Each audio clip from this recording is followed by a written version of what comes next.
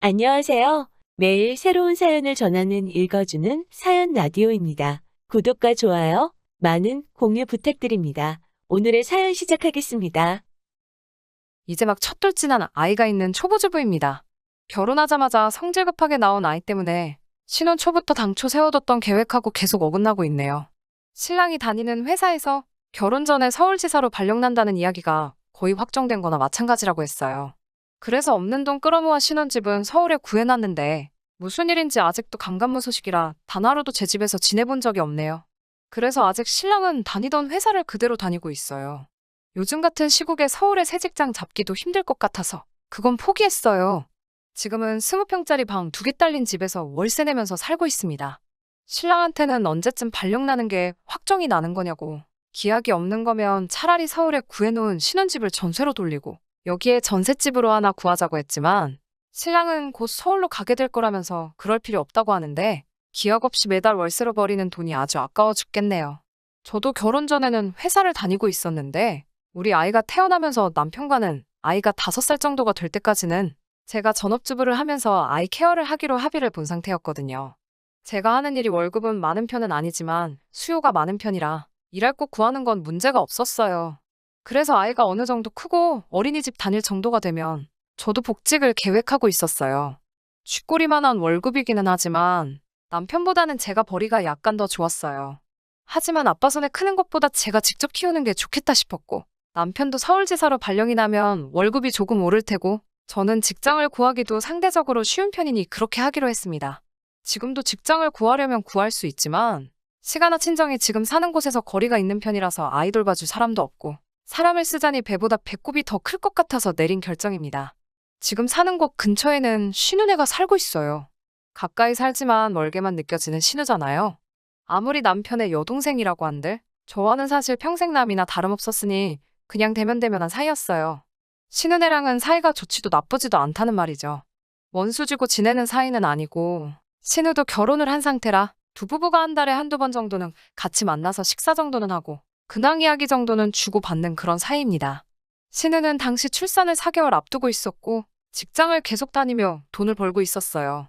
그날도 넷이서 같이 만나 저녁 식사를 하는 날이었는데 대화를 나누다가 신우의 산후조리에 관해서 대화를 나누기 시작했습니다. 제가 결정하기는 했지만 저는 아직 직장을 포기하고 전업주부가 된 사실에 미련이 조금 남아있었거든요. 지금 살아온 인생의 반을 넘게 공부해서 들어간 회사인데 사실 5년 뒤에 복직이 생각처럼 쉬울까 하는 걱정도 있고 결국 이렇게 전업주부의 삶을 살게 되는가 싶어서 그 누구에게도 내색은 안 했지만 속이 조금 상했거든요. 신우도 저와 같은 입장일 테니 그냥 어떻게 생각하고 있는지 앞으로의 계획은 어떠한지 정말 걱정해주는 마음으로 물어본 말이었어요. 산후조리원 다닐 거고 3개월 육아휴직을 내겠다고 하더라고요. 그 말에 제가 대번에 아이는 어쩌고 복직할 생각을 하냐고 물어봤지요. 지방 중소도시에 있는 코딱지만한 회사 다니면서 신우는 회사에 대한 자부심이 대단한 건지 자기애가 강한 건지 그 회사는 자기가 없으면 돌아가지 않는다고 말하면서 육아휴직이 끝나면 바로 복직을 해야 한다고 하더라고요. 그래서 애는 어쩌고 복직이냐고 물어봤더니 마치 그 말이 제 입에서 나오기를 기다렸다는 듯이 저에게 대답하더군요. 언니, 그래서 말인데 어차피 애 보는 김에 우리 애도 봐줄 수 있어요? 라고요.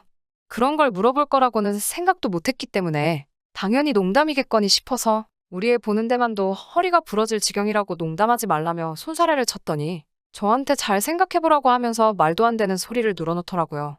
지네 아이가 태어나면 우리 아이한테 동생이 생긴 거나 마찬가지니 같이 키우면 아이한테 책임감도 생기고 정서적으로 좋지 않겠냐고 말하길래 이제 첫돌박진한 애한테 무슨 책임감이냐고 말도 안 되는 소리 하지 말라고 하고 애는 봐줄 생각 없다고 딱 잘라 대답했죠.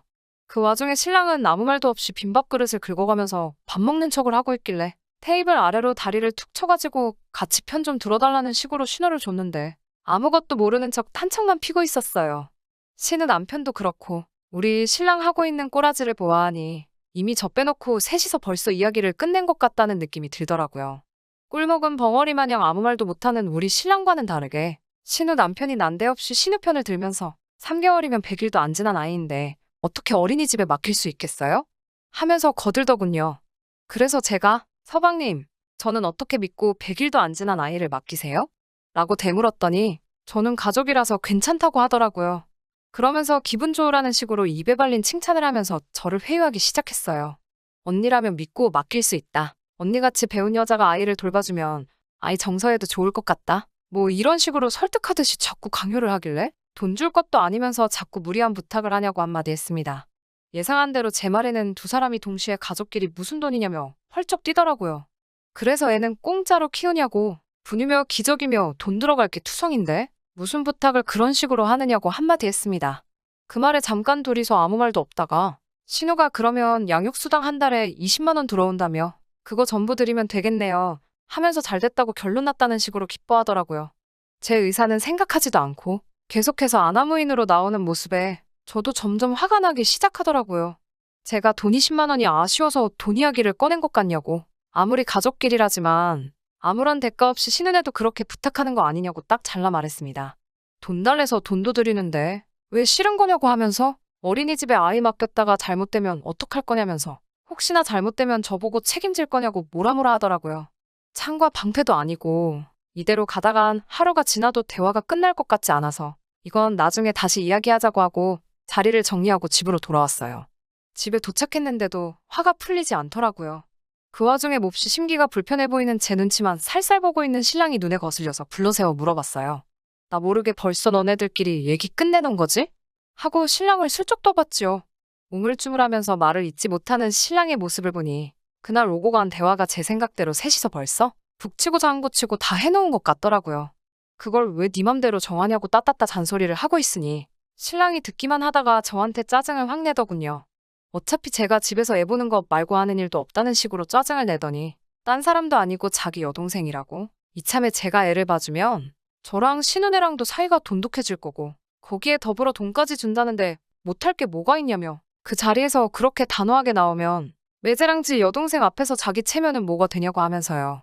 제가 신은혜 애만 봐주면 신우는 복직해서 안심하고 일할 수 있고 우리는 신우가 주는 돈 받으면 월세로 나가는 돈도 어느 정도 커버가 되는데 살림에 보탬도 되고 얼마나 좋냐고. 저 하나만 오케이 하면 모두가 평화로워지는 건데 일을 뭐 그렇게 어렵게 만드냐고 하더라고요. 화를 내야 할 사람은 저고 그 자리에서 제 편을 들어줬어야 할 신랑이 그런 식으로 나오니 서운한 마음보다 화가 치밀어 오르더라고요. 신랑한테는 앞으로 나한테 말 걸지 말라고 말하고 저는 아이방에서 이불 깔아놓고 자면서 며칠 동안 신랑하고는 말도 한마디도 안 했어요. 그렇게 지내고 있으니 이젠 시어머니까지 가세하더군요. 평소에도 우리 딸 하시는 분들이니 예상한 대로 시어머니까지 저한테 신은혜 애 봐주는 게 뭐가 그리 문제냐는 식으로 한마디를 하시더군요. 이제 저도 참을 만큼 참았고 시어머니까지 가세한 그 시점에 가만히 있을 이유가 없었어요. 친정엄마한테 이 사실을 말하고 그 길로 아이를 데리고 나와서 비어있는 서울 신혼집으로 향했습니다. 당연히 집에서는 아이랑 제가 짐 싸들고 없어졌으니 한바탕 난리가 났죠. 남편이 어디냐고 문자 보내고 전화하는 거 전부 싹 다 무시했습니다. 그러고 있으니 조금 있어서 시어머니한테 전화가 오더라고요. 전화를 받으니 격양된 목소리로 다짜고짜 저한테 화부터 내시더라고요. 가족끼리 힘든 부탁 한 것도 아니고 듣자 하니 우리 딸이 돈까지 주기로 했다던데? 너는 뭐가 그렇게 불만이 많아서 부득불리를 키워가지고 이 사단을 만드냐고 한 소리 하시더라고요. 옆에서 통화를 듣고 계시던 친정엄마가 전화기를 뺏어서 한마디 하셨습니다. 이건 이제 집안끼리의 문제니 엄마도 가만히 있을 수 없었다고 먼저 양해를 구하셨어요. 우리 딸이 사돈댁 핏줄 돌봐주는 보모로 보는 게 아닌 이상 신은혜 애 키우라는 말은 나올 수 없는 말이라며 역정을 내셨습니다. 보모는 돈이라도 받지 어디서 지금 우리 집 귀한 딸을 종년 취급하냐고. 박서방도 지 자식 하루 종일 보는 것도 아니면서 그러는 거 아니라고. 시어머니한테는 자식 키워보신 분들이 어찌 그런 말을 그리 쉽게 하냐고 말을 계속 이어가셨어요. 시어머니는 친정엄마의 말에 한마디도 대꾸하지 못하고 아무런 대답을 듣지는 못했지만 결국 전화를 끊으셨습니다. 그리고 얼마 안 있어서 남편에게 다시 전화가 오더라고요. 당연히 사과하려고 전화한 줄 알았죠. 그런데 신랑은 저에게 장모님까지 끌어들여서 일을 왜 이렇게 키우냐고. 신은혜 애 보는 것에 대해서는 한마디도 하지 않고 넷이서 다시 조율해보자면서 당장 집으로 들어오라고 하더군요. 엄마가 전화기를 뺏어서 한마디를 하시려고 하시기에 남편한테는 제가 말하겠다고 하고 전화기를 꽉 쥐었습니다. 사실 아직 회사는 구하지 못했지만 신랑에게 이미 저는 회사를 구한 상태라고 말했습니다. 월급도 원래 제가 받던 것보다 조금 더 불려서요. 이제부터 서울 신혼집에서 우리 엄마랑 같이 살면서 엄마가 아이 봐줄 거고 저는 복직할 거니까 그렇게 알라고. 너도 서울로 발령 나기 전까지는 이 집에 얼씬도 할 생각 하지 말라고 엄포를 놓았습니다. 그리고 나서 나도 우리 엄마도 쉬는 날 하루쯤은 있어야 되니까 주말 동안에는 하루에 5만 원씩 쳐줄 테니 신우한테 말해서 우리 집 와서 애나 보라고요. 쥐꼬리만한 월급 때문에 갓난애기 남한테 맡겨놓고 복직을 해야 하니 어차피 애 보는 거 용돈도 벌고 그 편이 신우한테도 훨씬 좋지 않겠냐고요. 전화기 너머 신랑은 저에게 화를 내고 싶은 듯 보였지만 친정엄마가 옆에 떡하니 계시니 하고 싶은 말도 하지 못하고 씩씩대고만 있는데 그 꼴을 보니 속이 후련하더라고요. 그러고부터 한 달이 지나서 지금이에요. 쉽다고 생각했던 복직은 생각보다 어려워서 아직 직장을 구한 상태는 아니지만 신랑 쪽은 아직 그 사실을 모르고 있습니다. 그건 그렇다 쳐도 한 달이 넘어가는 이 상황에 신랑도 시모도 따로 저에게 연락도 없는 데다가 서울 신혼집에 코빼기도 비추지 않는다는 점이 너무 실망스럽네요. 엄마는 집 문제는 빚을 내든지 해서 어떻게든 해결해 줄 테니 걱정하지 말라고 하고 이런 식으로 나오면 이혼까지도 생각해보는 게 어떠냐고 말하시고 있어요. 돈이야 제가 벌 능력이 되니 두 분이서 아예 이 집에서 같이 살면서 도와주신다고요. 아빠 없이 자랄 우리 아이한테는 미안하지만 지금 이 상황에 엄마의 말이 틀린 말은 아니라고 생각하고요. 출산을 앞두고 있는 신혼에는 궁금하지도 않네요. 가끔은 제가 너무했다는 생각이 들 때도 있긴 하지만 아무튼 이건 제가 만든 상황이 아니고 지들이 자초한 일이니까요. 후기 보냅니다. 사연 보낸 지도 벌써 2개월이 훌쩍 지나가 버렸네요. 그간 여러분들이 달아주신 의견 보면서 고민 많이 했습니다. 저는 사실 아직도 이혼까지 생각해 본 적 없었습니다. 댓글 남겨주신 여러분들께서는 사정 봐줄 게 뭐 있냐고? 그냥 이혼하라는 의견이 지배적이었지만 사실 아빠 없이 자랄 아이한테 제가 순간에 화를 이기지 못해 평생 지우지 못할 상처를 주는 게 아닐까 하는 생각이 들었거든요. 현재 저는 새 직장을 구해서 다니고 있습니다. 남편한테 공헌한 만큼 돈을 더 주는 회사는 아니지만 그래도 남편이 지금 벌고 있는 돈보다는 꽤 많은 돈 받으며 일하고 있어요. 제가 자리 잡으면 남편이 반성을 해서라도 신혼집으로 기어 들어올 줄 알았지만 그렇지 않았습니다. 결국 이혼하기로 결심했습니다. 신혼집에 와 있는 3달 동안 남편은 정말 저한테 전화 한 통 없었고 이 집에 코빼기도 비치지 않았습니다. 얼마 전이 신우 출산일이었어요. 신랑이 신우 태어난 아이 사진을 저에게 카카오톡으로 보내주더라고요. 사진만 딸랑 보내놓고 가타부타 아무런 말도 없었어요. 무슨 뜻으로 보낸 건지, 뭘 의미하는 건지도 모르겠고 그냥 화만 잔뜩 나더라고요. 3개월 만에 짐 싸서 나간 와이프한테 한다는 연락이 싸움의 불씨나 마찬가지였던 그 아기의 사진을 보내주는 꼴이라니. 친정엄마도 더 이상 기다릴 게 뭐 있냐고 하시더군요. 결혼 당시에도 제가 모아놓은 돈이 더 많아서 신혼집 자체도 남편보다 제가 모아놓은 돈이 더 많이 들어갔습니다. 이혼을 준비하는 과정에서 조금 문제가 생기긴 했어요. 서울 집값이 그 사이에 정말 엄청나게 많이 올라버려서 남편의 목만큼 갈라주는데도 허리가 휘어버리게 생겼더라고요. 남편도 그 사실을 알고 제가 이혼 통보를 하지 않을 거라 생각을 했는가 봅니다. 의기양양하게 돈 아까워서 이혼을 못하겠냐며 으스대는 남편을 보니 우라가 치밀어 올랐어요. 이 사실을 어머니께 말씀드렸더니 정말로 고향집을 정리해가지고 오셔서는 그 돈을 저한테 주시더군요. 저 하나 때문에 평생 살아오신 고향집 정리하고 그 돈을 저한테 주시는데 정말 눈물이 다 나왔습니다. 고향으로 내려가서 시어머니 보는 앞에서 이혼 서류 앞에다 던져줬고 제 마음 돌릴 생각 없으니 도장 찍으라고 했습니다. 신우애가 그렇게 이쁘면 너가 키우라고. 나는 우리 부모님하고 내 아이 키우면서 행복하게 살 거라고 하니 시어머니 얼굴이 새하얗게 질려 혼비백산 하시더군요. 아이의 경우는 제 직장이 더 탄탄하고 교육 인프라가 더 잘 되어 있으니 변호사님 말로는 양육권은 저에게 있을 거라 하시더군요. 그 사실을 아시고는 얼마 전까지 저보고 하나 키우는 거 같이 키우면 어디가 덧나냐고 하시던 시어머니도 장손 뺏긴다는 생각에 제 눈치를 보면서 남편한테 빨리 사과하라고 난리도 아니었어요. 진작에 이렇게 했어야 하는 것을 3개월이나 시간을 끌었다는 게 정말 스스로가 다 한심하네요. 좋은 의견 나눠주신 여러분들께 우선적으로 감사의 말씀을 드리고 싶습니다. 신우 애 키워주며 식모살이하는 결혼 생활보다 부모님하고 새로운 삶의 터전에서 아이와 함께 살아가는 행복한 이혼녀가 되는 게 훨씬 낫겠네요.